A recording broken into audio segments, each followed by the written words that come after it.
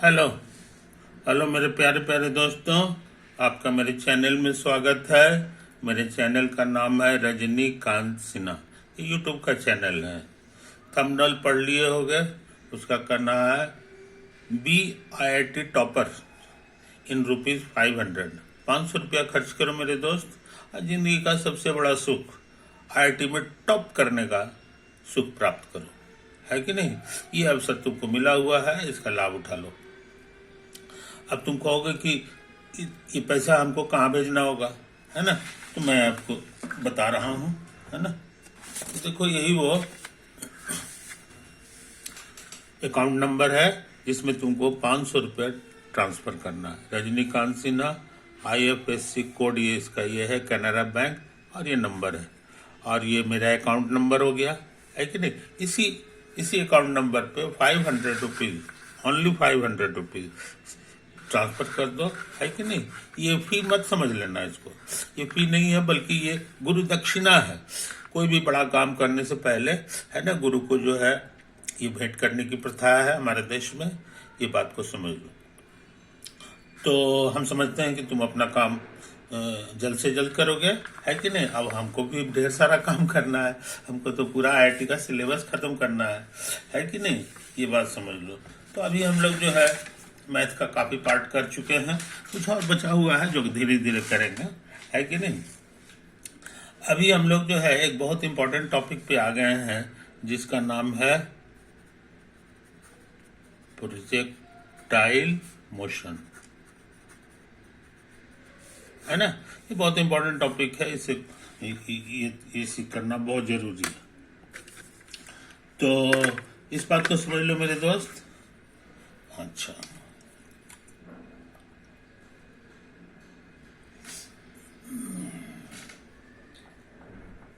हाँ, तो अब हम लोग तस्वीर थोड़ा सा बना लें, है कि नहीं?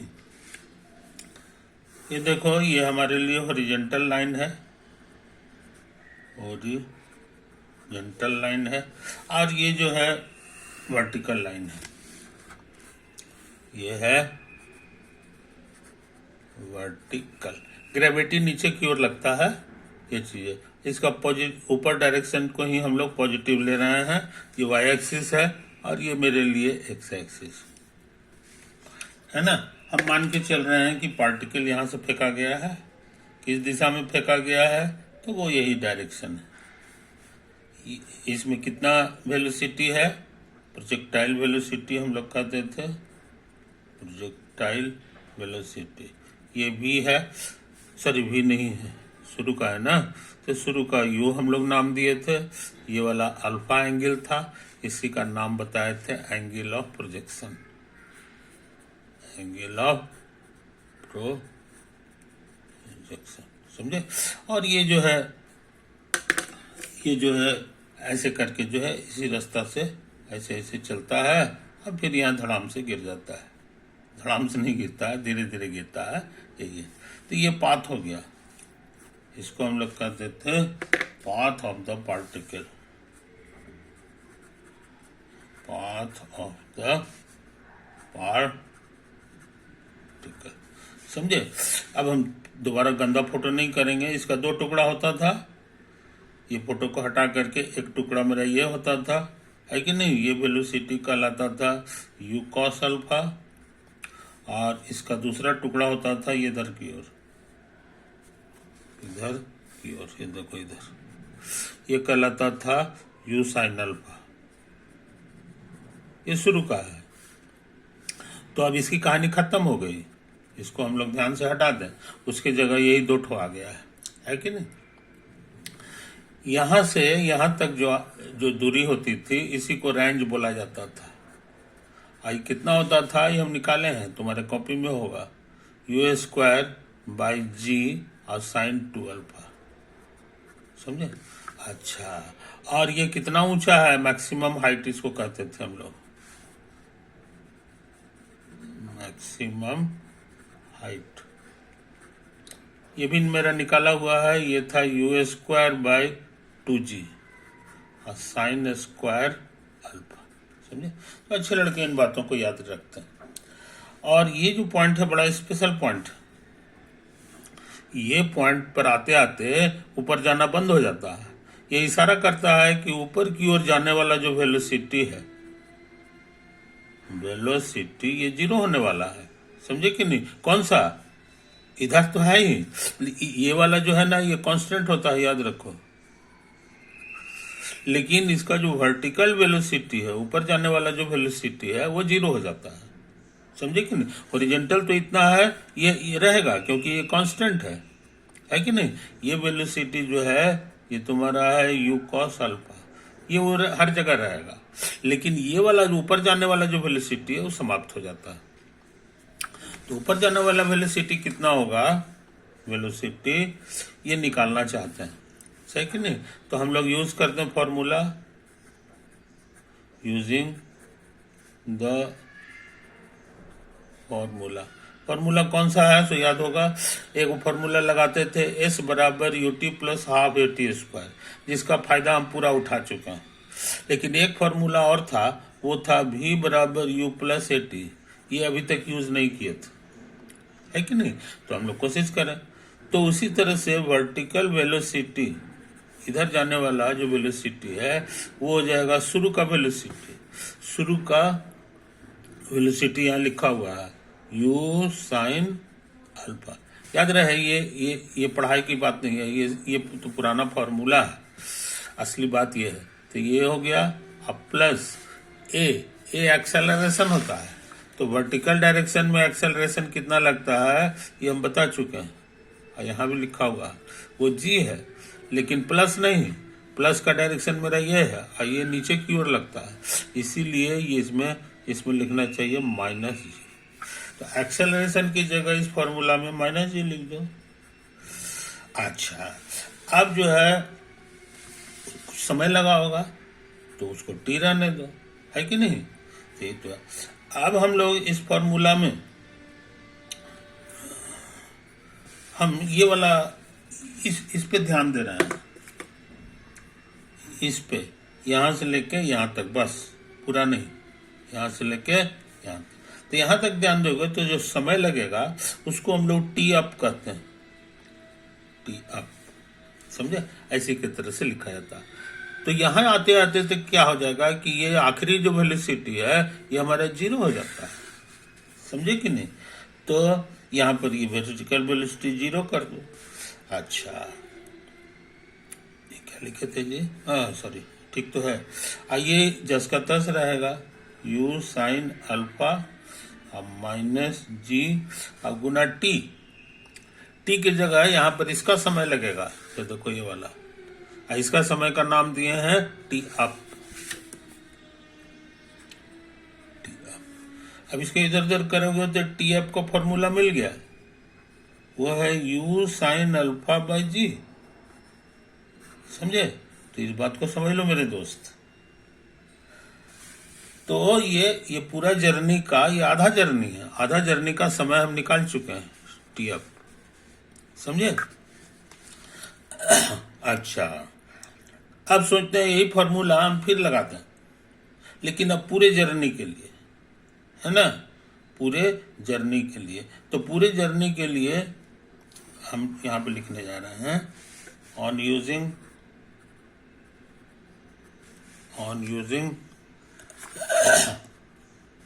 ये फॉर्मूला मत लगाओ, ऑन यूजिंग s बराबर ut plus half at square for the whole journey,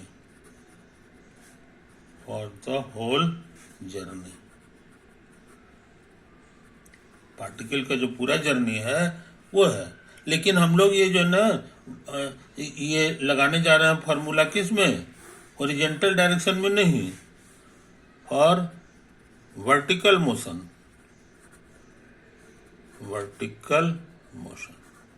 समझे? तो क्या मिलेगा सो सुन लो।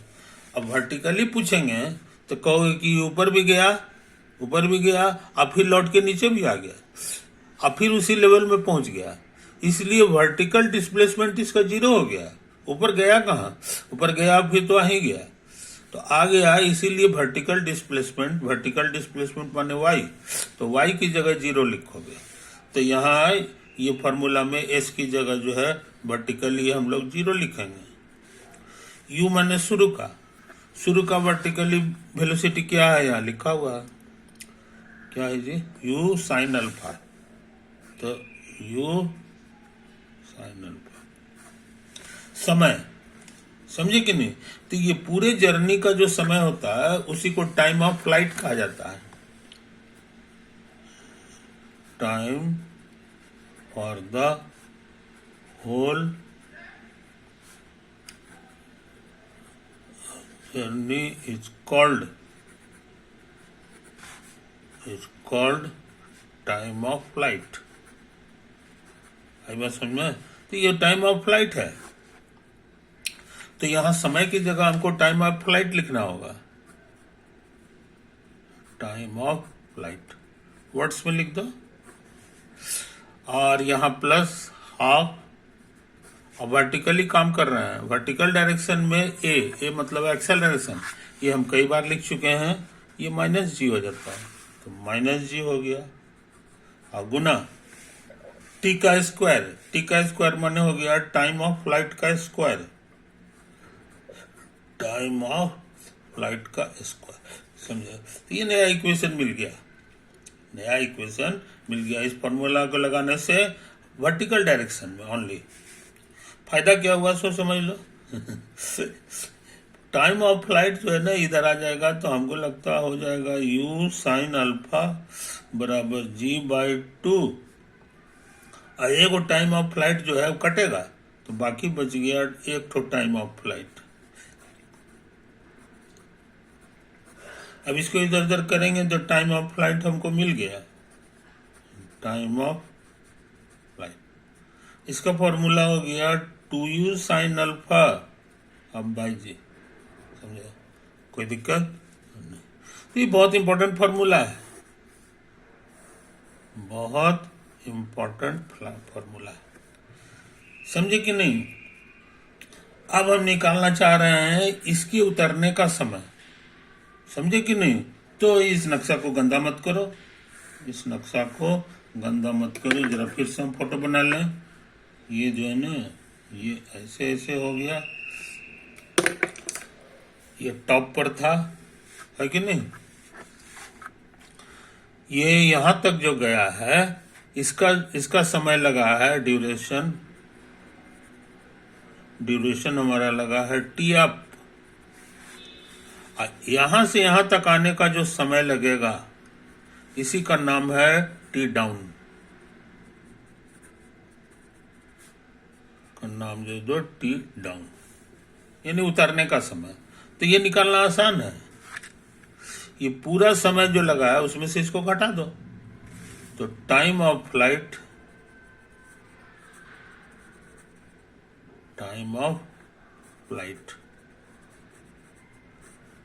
माइनस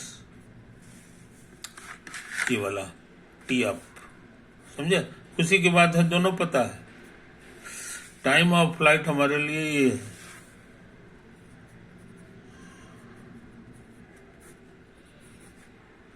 और ये कुछ है जी टी अप, ये भी मेरा निकाला हुआ है।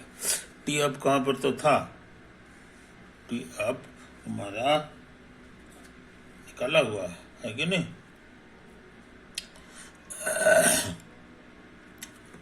टी अप जो है हम कहा निकाले हैं,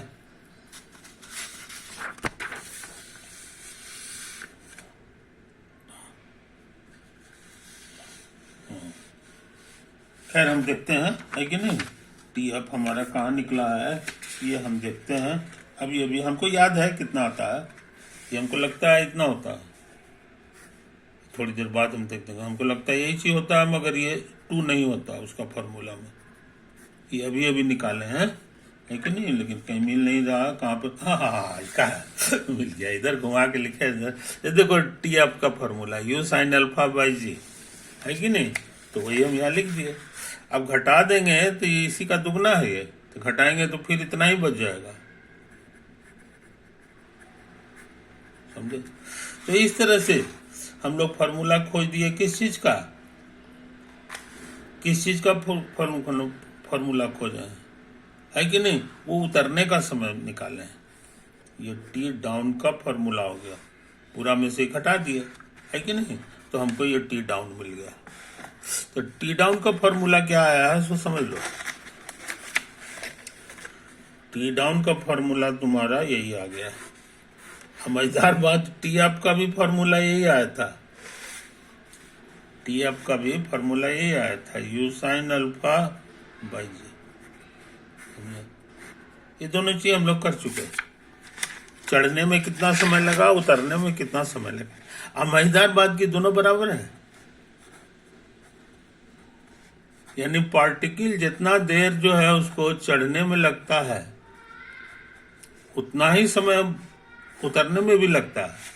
प्रकृति जो है बहुत इंपॉर्टेंट काम करती है, जाने में जितना समय लगता है एग्जैक्टली उतना ही समय आने में लगता है कि नहीं। तो ये एक इंपॉर्टेंट प्रॉपर्टी है।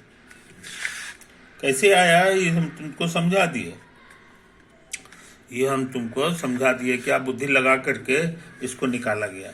पहले टी अप निकाला गया, उसके बाद टी पूरे रास्ते का समय निकाला गया, वो भी हो गया, जो कि हम यहाँ निकाल चुके हैं, और उसके बाद इसमें से इसको घटा दिया गया, तो टी डाउन हमको मिल गया, है कि नहीं। तो चढ़ने का समय टाइम ऑफ असेंड, ये है टाइम ऑफ डिसेंड, है कि नहीं। तो प्रोजेक्टाइल मोशन में ये भी रिजल्ट जो है बड़े काम का है।